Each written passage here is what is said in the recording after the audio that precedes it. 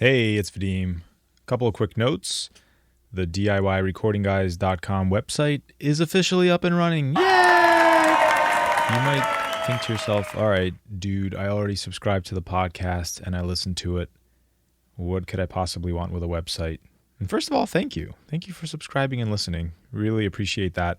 There's a couple of kind of main functions of the website right now. It's going to keep expanding. But right now, there's a surprisingly good search function. So if you go on there, there's a search bar. You can search for a topic and see any episodes that have touched that topic. So for example, you could type in vocals. You'll see all the episodes that touched on recording vocals. Also, it's going to be a home for show notes. So if you go to DIYRecordingguys.com/the episode number. So for example, for this episode, it would be /33. You will have some show notes there. And the show notes are going to be more than just the show notes you see in your podcast player.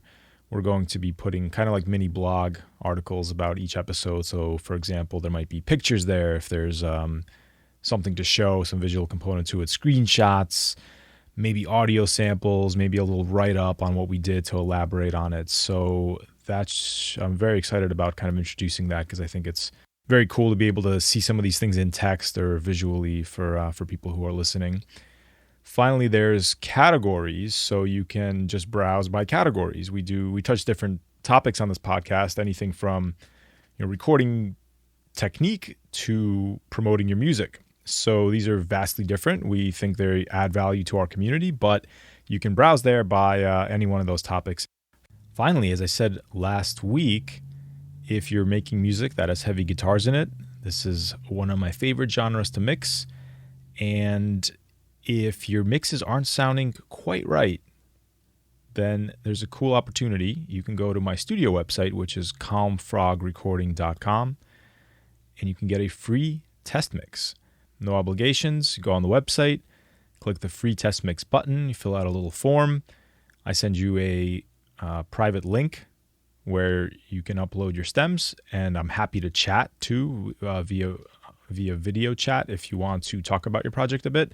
I will mix at least a portion of your song, possibly the whole song, and I will send you back a mix. Worst case scenario, you get a little reference that you can work with and improve your own mixing or use as a reference against other people doing your mixes.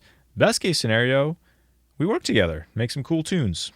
Check that out at calmfrogrecording.com, or you can email me, vk@calmfrogrecording.com. Enjoy the episode.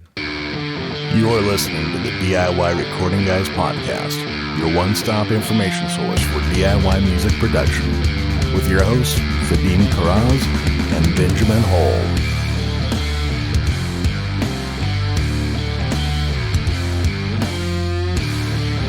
Hey, it's Vadim. This is part 2 of our heavy guitar tone mini-series. Last week on episode 32, we talked about dialing in a heavy guitar tone. And we covered kind of some of the reasons why it's so difficult, because long story short, we have a lot of different knobs we can twist throughout our signal chain. So we talked about a methodical method we call the tone pyramid, where we can build that tone up kind of without losing our sanity. So starting at our instrument, working down the chain, and understanding what's happening at each part of the signal. So we left that episode off with a tone that we were pretty happy with. In other words, we're happy with the sound that's coming out of our amp. This week's episode is all about how to capture that sound and get for a good finished recording. So, a couple of notes. First of all, if you didn't love the tone we came up with, that's okay. The tone we came up with is kind of irrelevant to the methodology behind the technique. So you can use this to come up with whatever you want. I will also say that when I dial in tones, I try to dial them in kind of within the context of the mix that I already have to that point. So like maybe I just have a rough mix. For this particular project, it's a very bass guitar centric project. So I was dialing in the tone kind of with the rough bass tone already in place, looking for what the final product would sound like. So I guess the point is, don't be discouraged. If you didn't love the tone, that's okay. This methodology will still help you. So when we left off, this was kind of the sound we had. This is an unfinished production, but this is pretty much the tone that I ended up with, and this is what we'll talk about capturing today. So here it is.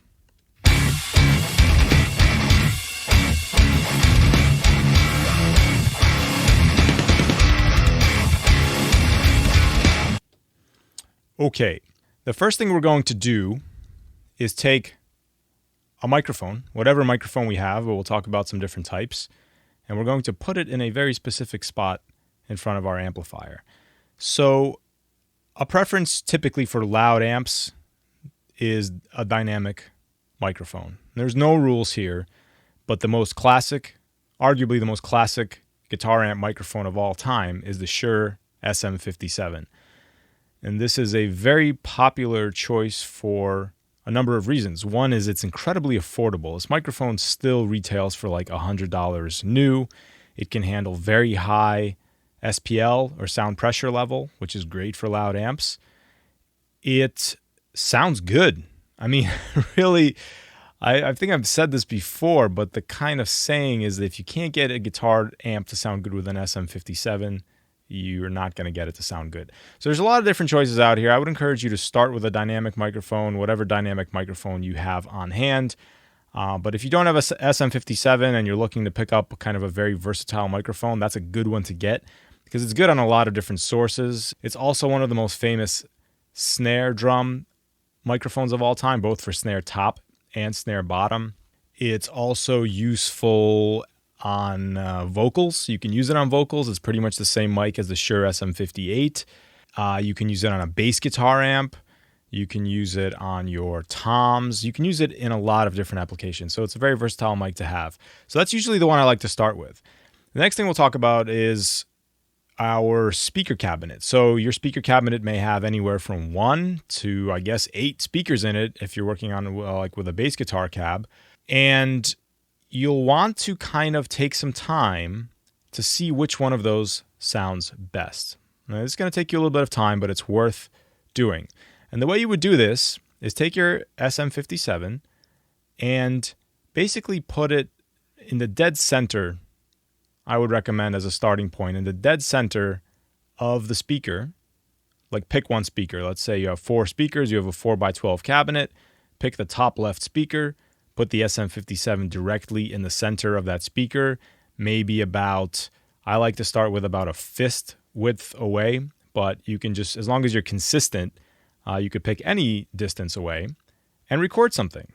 And then repeat that test for the other speakers. And you'll find that they don't all sound the same. So you want to start by kind of figuring out which one of those do you like the best, and then that's the one we'll be using for recording. In my case, I'm using a 1x12 cabinet that I built, so this is not something I had to go through. I just pretty much have the one speaker to work with. It's a 12-inch speaker, so that's the one I was using.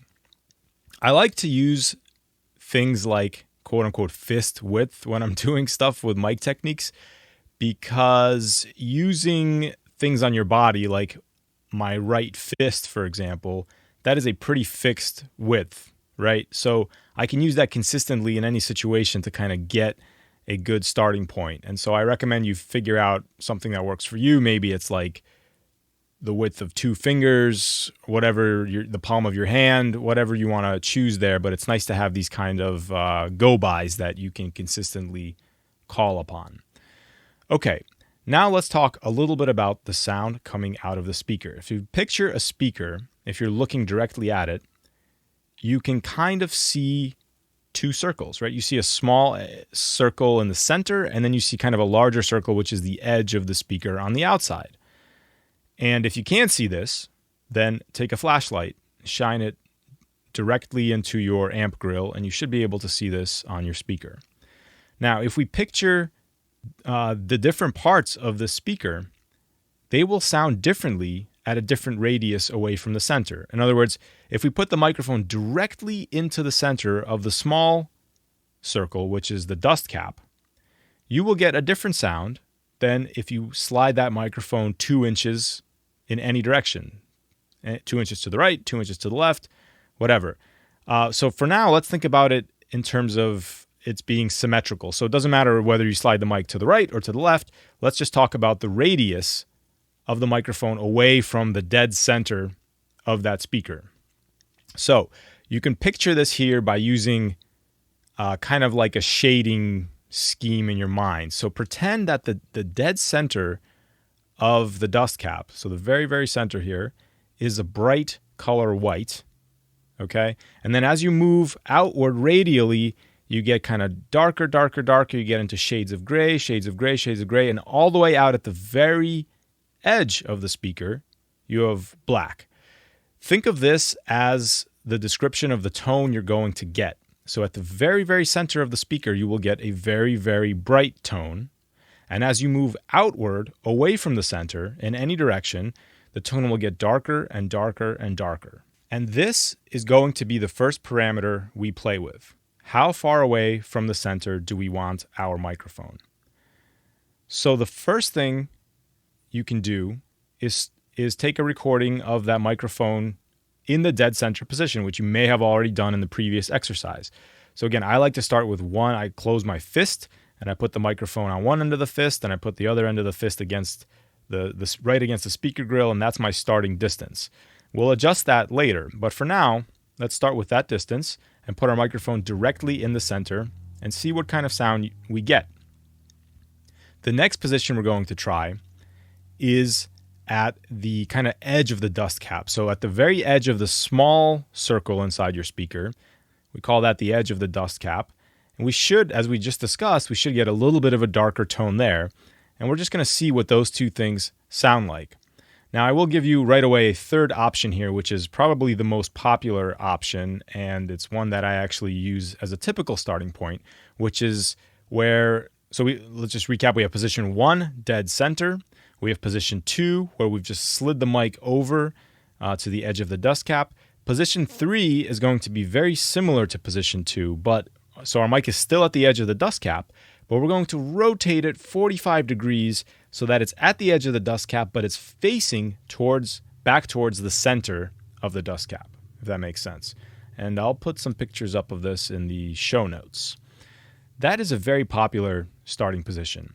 And let's take a quick listen to what some of these things sound like. Here is our SM57 directly on center.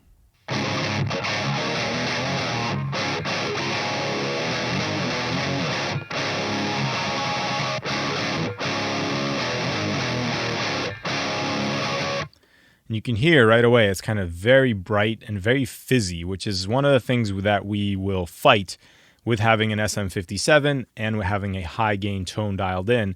Fizz is something that we're going to be fighting a lot here. So I'm going to play that one more time, and then I'm going to switch to our position 3, which is, again, the microphone SM57 at the edge of the dust cap, but kind of rotate it to face back towards the center. So first on center, then we'll call it, on axis. We'll call it the first position, on axis, because it's on the axis of the speaker. And then the second position, which will be off axis.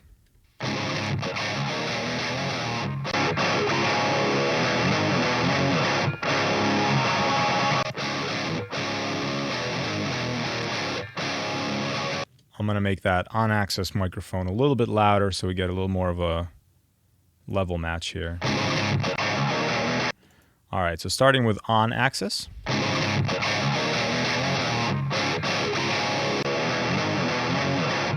Off-axis. On-axis.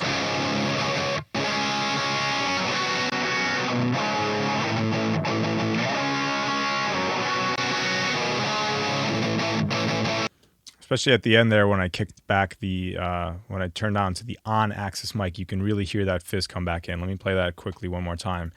I'll start with the off-axis mic this time, and then I'll switch to the on-axis mic.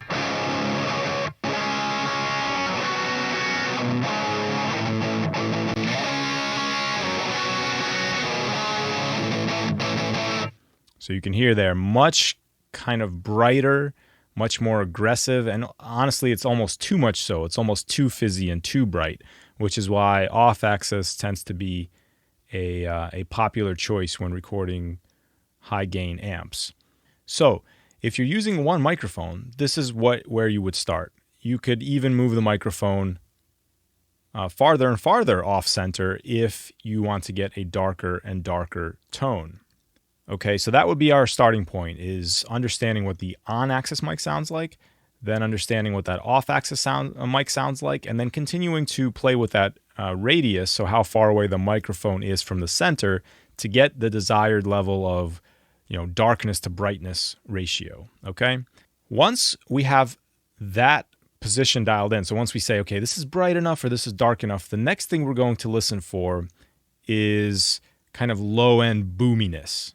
Okay, and this is where we get into something called proximity effect, which we've talked about before in the context of recording vocals. Proximity effect is an effect that any microphone with a cardioid polar pattern will have. So if you remember when we talked about different types of microphones, a microphone with a cardioid polar pattern is a microphone that is very sensitive to the things in front of it, but it's very insensitive, or it's less sensitive anyway, to the things that are behind it. And this is desirable a lot of times, especially working in home studio situations, because we want the microphone to be able to reject anything that it's not looking directly at least to some extent, right? We don't want it to pick up the reflections that are coming off of the back wall behind the microphone, for example.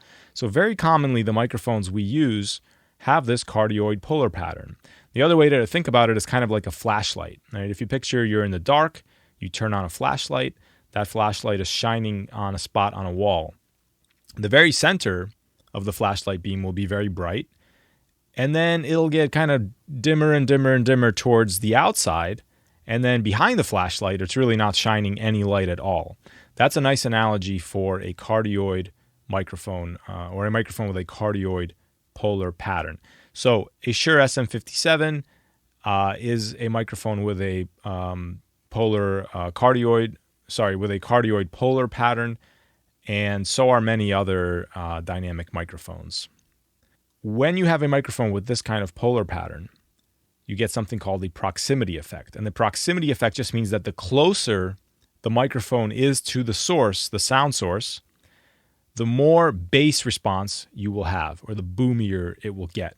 And I can show you this. You've probably, I always say this is like the comedian effect, because comedians do this all the time on stage, right? Like they'll bring their mouth really close to the microphone and get this enhanced bass response, right?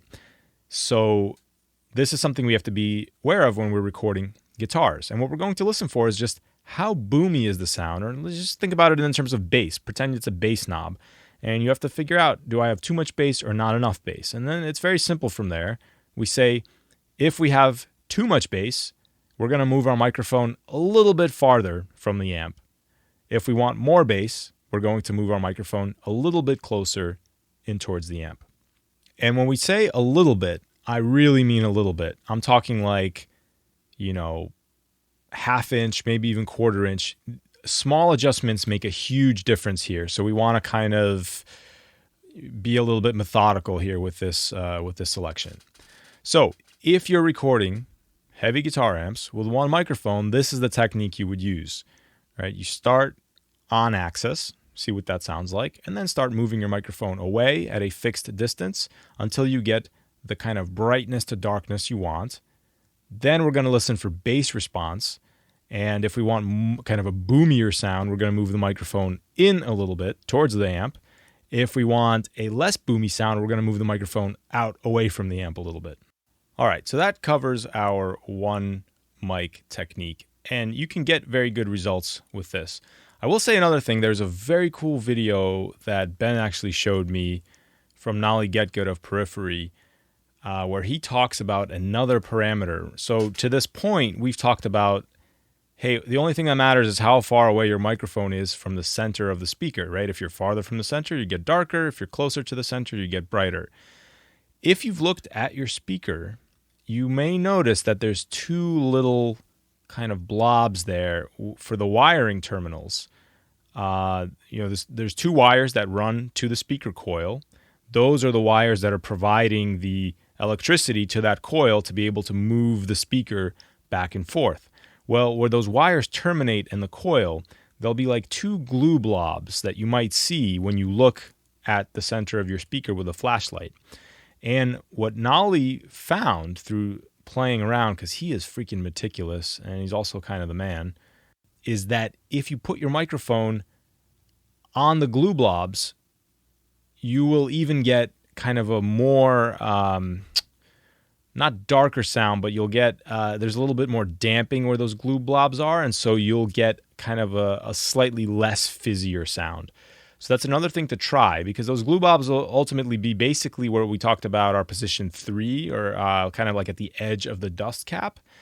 But what Nolly was saying was that if you're on the glue blobs versus like on the opposite side of the glue blobs, you will get a little fizzier, little brighter sound opposite the glue blobs. So this is something worth playing around with too, is maybe try, like when you're trying the edge of the dust cap, try a portion of the dust cap edge that has is kind of clear of those blobs. There's nothing there. And then try right on top of those blobs and see what the difference you get is. That pretty much covers the one mic technique. There are some other far miking techniques where, like, you could take a microphone and put it farther away from the amp. But as you can imagine, one of the issues you have with a loud amp is that the sound leaving that amp is kind of bouncing all around the room. And we talk about this a lot in our acoustics episode, where, you know, your microphone, then the farther you are from the amp, the microphone starts to pick up other things like early reflections from the room, and you can start running into some acoustics issues. So typically when doing heavy loud amps, we go with this close miking technique. But if you're looking for something a little more atmospheric, a little more, well, quote unquote, roomy, right? Something with a little bit of more of a room sound, then absolutely try to pull that microphone. I would say probably keep it on center and just pull it back maybe 3-4 feet and just see what it sounds like. If you do that, I would still try to maybe control the room reflections a little bit. Just like when we talked about recording vocals, I would maybe put some acoustic insulation at the first reflection points just to dampen some of those, at least the first reflections out, because they typically won't be very pleasant. The final thing I'll mention with the single mic technique before we move on to other techniques, including the Fredman technique, is that you can also take something like a heavy moving blanket or just any kind of heavy blankets. Once you've set your microphone up, drape that blanket over everything, over the amp, over the microphone. And again, the idea there is just to deaden any of the reflections that you could potentially get. We're really looking to get a dry a sound as possible, typically when recording heavy guitars. The one thing you have to be careful with this is if you have a combo amp, which means your amplifier is kind of like a single box. There's a amp section on top maybe, and then the speaker below it. If you have a tube amp and it's a combo amp, the tube amps, you probably know, get very hot. You don't want to put blankets on tube amps, right? Because they're designed to get some kind of cooling from the environment, and you can overheat your tube amp and break something. In my case, I have a separate head. My amp head is separate from the speaker cabinet, so I keep my amp head in a nice, cool place, and then I put a blanket over my speaker cabinet. And another note on that: if you do have a separate system like that, where you have a head and then you have a cabinet, you can run very long cable lengths of speaker cable. So the cable that goes from the amp head to the speaker cabinet can be very long without degrading the sound quality at all. And the reason this can be nice is because you can do something like put your cabinet into an insulated box or something like that out in the garage and just run the cable back out to wherever you are playing the guitar and recording. So basically you would have the cabinet somewhere far away in the garage. You have the mic set up there. You put a blanket over the whole thing. The only cables you're running back are, one is the amp cable from the cabinet back to the amp, and two is the microphone cable from the microphone back to your interface. And this can be really nice because now you can sit, kind of listen to the sound that the microphone is picking up without also hearing what the amp is contributing to that, right? So if the amp is like right next to you and the speaker is right next to you and it's just blaring, and then you got sound coming out of your studio monitors or your headphones, it can be hard to decide like what am I really hearing here? Am I really hearing more of the amp, or am I hearing more of what the mic is picking up? So doing this kind of separation can be very helpful, and this is exactly what I do. I keep the amp head right next to me at my kind of control station of my studio, and then I have a separate room which mostly is used for storage, but I'll set up the cabinet out there and just run my microphone cables and my speaker cables out to that room. So this is really kind of makes things clearer when you're deciding what tones you're getting and what tones you want. Okay, so let's get into some multi-mic technique stuff. Why would you want to use more than one mic? Well, there can be a couple of reasons. You heard probably from this SM57 example, especially with the on-axis mic, it tends to be very fizzy. Okay, and so we get maybe like a nice aggressive high end that's a little bit too fizzy, but maybe we want something a little bit darker to kind of blend in with it. So this is where we can get into using a second microphone, which we would set up maybe on a different part of the speaker. So maybe we could set up one microphone on the outside of the speaker to get a really dark sound, and another microphone on center to get a really bright sound, and blend those things together. And what we get might be a little different than what we got had we just used one microphone and kind of moved it around to different parts of the speaker. And there's different reasons for this. One that we'll get into is with this next technique I'm going to discuss, which is a multi-microphone technique called the Fredman technique. I'll talk about a couple of other ones too, but specifically for the song I'm working on here, I used the Fredman technique. I wanted to try it out. I've always wanted to try it, and that's what I'm going to be showing you here today. So first, what is the Fredman technique? The Fredman technique is a miking technique for heavy guitar amps that was invented by producer Frederick Nordstrom, who, among other bands, recorded Van Halen, and I forget, I think he actually invented it recording for At the Gates, I believe, if I'm not mistaken. I could be wrong about that. But in any case, basically the way he describes it is they were recording guitars. I think it was for At the Gates. In fact, I'm going to look that up because I don't want to be wrong about this. Yeah, At the Gates. So what they did was they said, look, we're going to record these heavy guitars. We want them to sound really good. We're going to take 2 days to do nothing but play with different mic techniques. So some of the stuff we're talking about here, but they were using different microphones, different speakers, different positions, and so on. So at the end of 2 days, what they felt was the best sound they could get was what ended up being called the Fredman technique. And let me describe this to you. It requires 2 Shure SM57 microphones, okay? And you position them in such a way that one microphone, we'll call it microphone 1, is directly on axis, right? So it's directly smack dead in the center, looking at the center of the dust cap. The second microphone, pretend you put it kind of right next to microphone 1, so they're touching, and they're perfectly parallel. And then you rotate it so that it's about 55 degrees to microphone 1, okay? And their corners are kind of just touching. The front corners are just touching, okay? So again, you have one microphone directly on center, put the second one right next to it, exactly in line, and then rotate it about that front just so the second microphone is making a 55-degree angle, okay? Now, you'll hear some argument about whether it's 45-degree angle or 55-degree angle. And to be honest, I'm not even sure how much it matters, but it's somewhere in that range.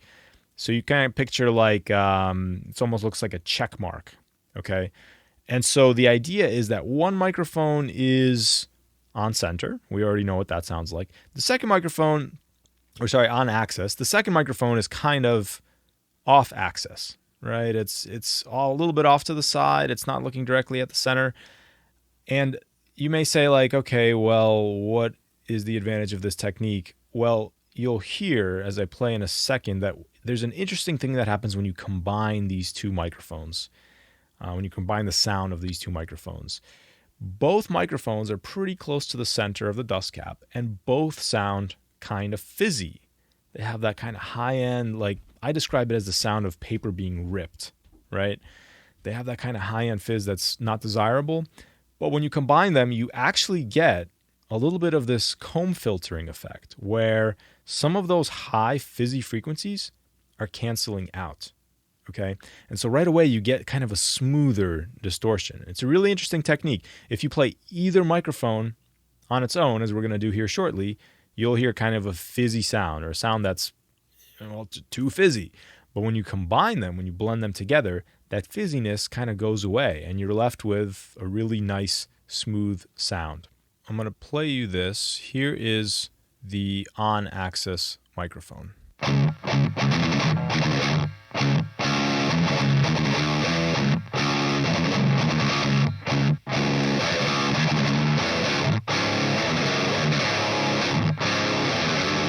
Very fizzy.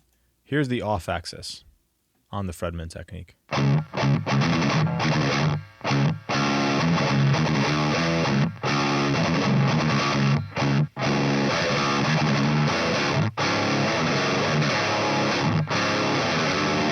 Let me play that again. I'll switch back and forth, starting with the on-axis.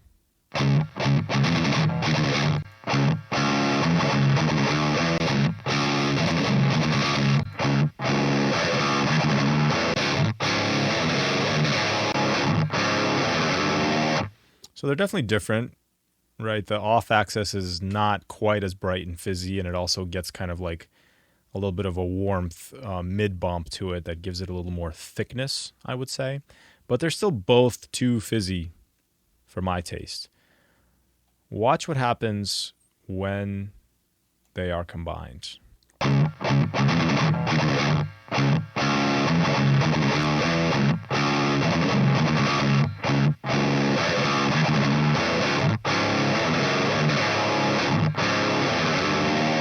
So let's try first. I'm going to play the on-axis mic by itself and then the blend, just so you can hear the difference between those two.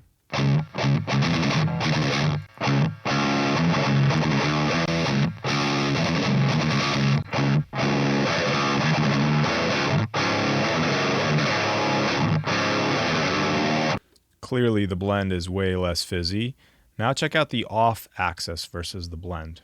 First the off-axis, then the blend.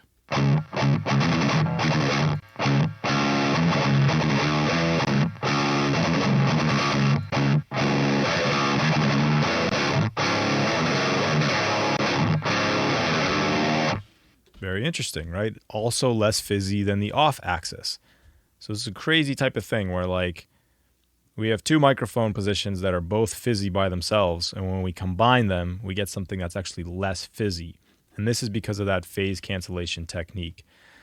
And so, you know, again, you may say like listening to the guitar by itself, it's kind of like a toss-up. Like the off-axis sounds pretty good. It sounds a little more edgy and aggressive than the blend. But in the context of the mix, I really liked that blend a little bit more. And in fact, let me play this. The off-axis mic together with the bass and drums, and then the blend. And this is just a mono guitar, so it's not a great representation, because normally we would double track or maybe even like triple or quadruple track these guitars. But anyway, here's what we get. First with the off-axis. These are not perfectly lined up, but you'll get the point. Here's with the off-axis and then the blend.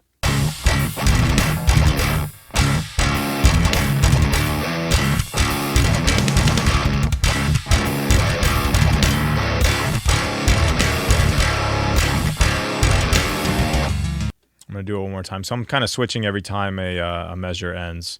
Off-axis, blend.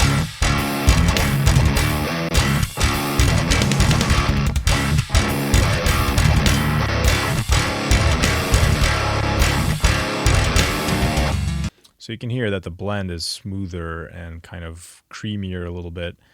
It just sounds less kind of bitey to me, and I really like that.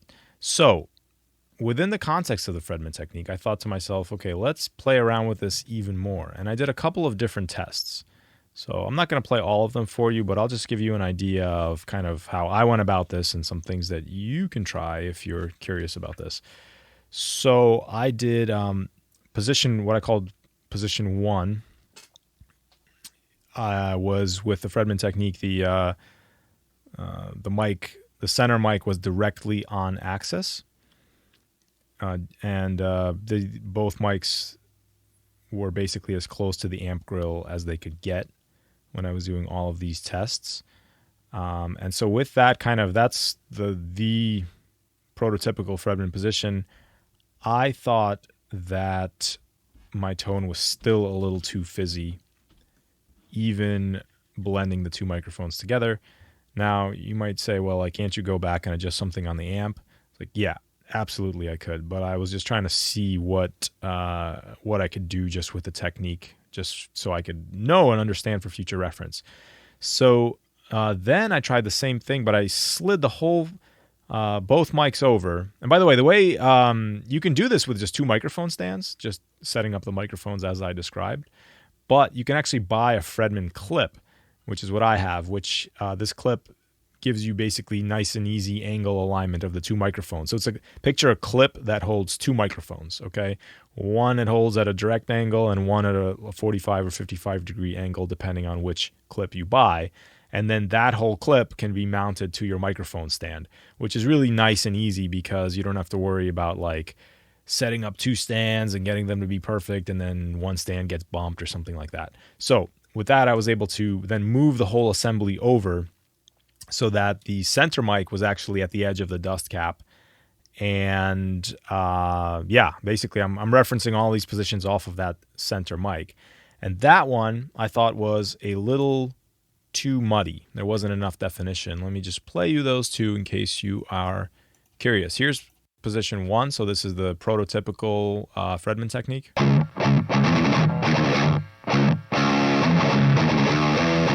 Here's position 2, which is with the whole mic clip slid over so that the center mic is at the edge of the dust cap.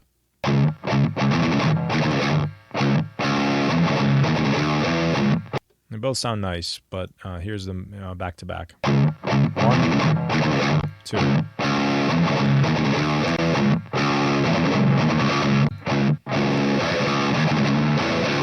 So position 2 definitely sounded too dark to me, right? It was like a little not enough definition.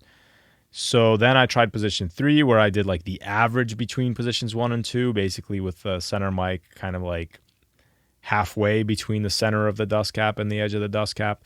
Oh, the other thing I tried was to rotate the microphone that is at an angle. So like, if the microphone is, and this is mostly because of that glue blob thing I mentioned earlier. I said like, okay, if the microphone that's at an angle is to the right of my center mic versus below the center mic, what will the differences be like there? And what I found was that I did like the sound the best of the angled mic directly below the centered mic. All right, so on this, again, you have to kind of look at your speaker. On my speaker, those glue blobs are dead center at the top. They're like at the 12 o'clock position. And so I tried both. I tried with like that off-axis mic looking at the glue blobs and then looking at the side opposite the glue blobs. And I like the side opposite better because it sounded like kind of edgier and crunchier to me. So here's those two positions. Here's the one where the off-axis mic is looking at the glue blobs.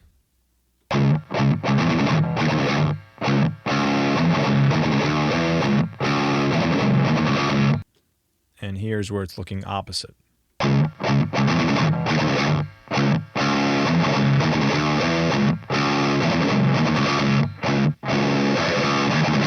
Here's them back and forth.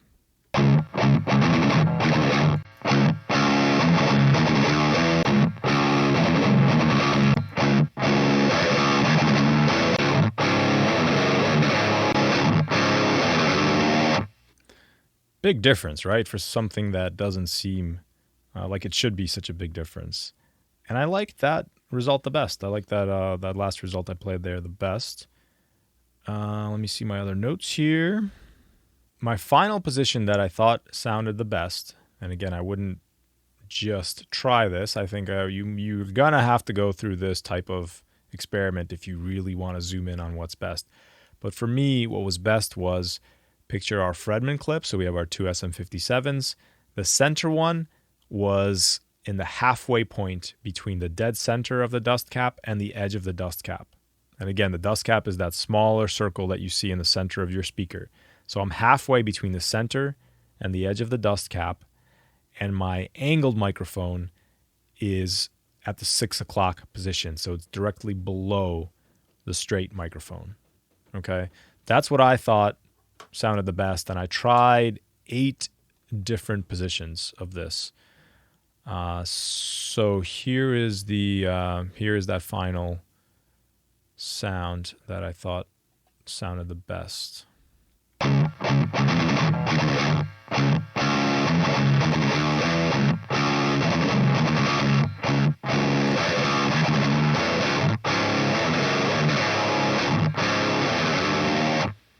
Now, when I double track that, meaning I record the part again and pan it to the other direction, I get what I played in the kind of intro to the episode, which is this.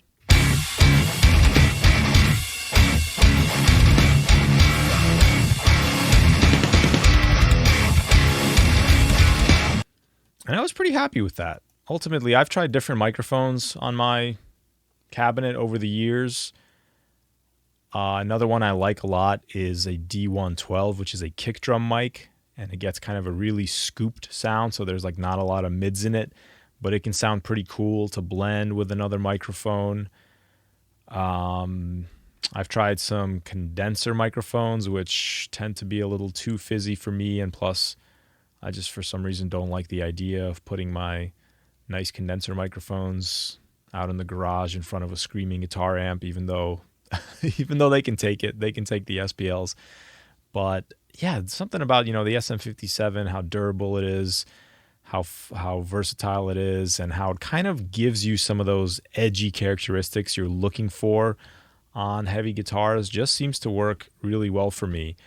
I also have heard really good things about ribbon mics, but they tend to be pricier. And again, I don't own one, and I've never tried playing around with that. People also try some crazy things sometimes, like they'll put a microphone behind the cabinet and try things like that. I personally don't mess around with that. I mean, you can get a certain kind of sound. You can get like a really boomy, dark sound if that's what you're going for. But in the context of what we're talking about in this episode and the last episode, which is heavy guitars, I really think kind of simpler is better. I think you want to try to not get too fancy. You have a tone presumably that you like, and you should try to capture that tone as accurately as you can, unless you're going for something exotic, which, hey, if you are, that's more power to you. That's awesome. Okay, well, that should pretty much do it for this episode. And again, I'll remind you that I work on mixing a lot of heavy guitar music. So if you'd like to get a free test mix, no obligation free test mix, just go to my website for my studio, which is calmfrogrecording.com. You'll see a button for get a free test mix. Fill out a little form. We'll get in touch. I'll give you a private link where you can upload your stems, whatever you've recorded, and I will mix at least a portion of your song. If it's depending on the effort, it might mix the whole thing, and send that to you. And you can, worst case scenario, you'll have a reference you can use to understand what your recorded stems can sound like. Best case scenario, you love the mix, and we can talk about working together. I can almost guarantee that whatever you've recorded, we can make it sound at least a little bit better. I'm not 100% sure, but I'm pretty sure. So give it a shot. If you have any questions about any of this, you can email me at vadim@DIYrecordingguys.com or reach out via our Facebook group. Just go on Facebook and search for DIY Recording Guys. We have a community on there. And finally, you can always get us on Instagram at DIY Recording Guys as well. Happy to answer any questions you may have about recording heavy guitars. Like I said, this probably isn't the last time we'll touch the subject because there's a lot more stuff we could play around with here. We didn't even talk about plugins. We didn't talk about, amp simulations or impulse responses, or we didn't try different pedals. So this is a pretty lengthy topic that will, I'm sure, cover again. Until next time, this is Vadim from the DIY Recording Guys, reminding you to check yourself before you wreck yourself. Take care.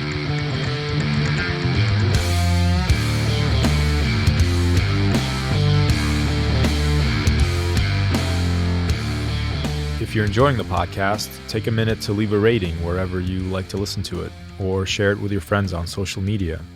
Also, Benjamin and I are working engineers, and we love helping people turn ideas into finished productions.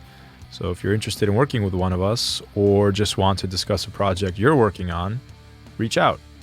You can find my work at calmfrogrecording.com, get me on Instagram at calmfrogrecording, or shoot me an email, vk@calmfrogrecording.com. And you can check Benjamin's work out at dreamloudstudio.com. Hit him up on Instagram at dreamloudstudio, or by email, ben@dreamloudstudio.com. And finally, join our Facebook group to engage with a whole group of friendly, like-minded people who are interested in DIY recording. Just search for DIY Recording Guys on Facebook. Thank you so much for listening and for your continued support. I'll see you next week.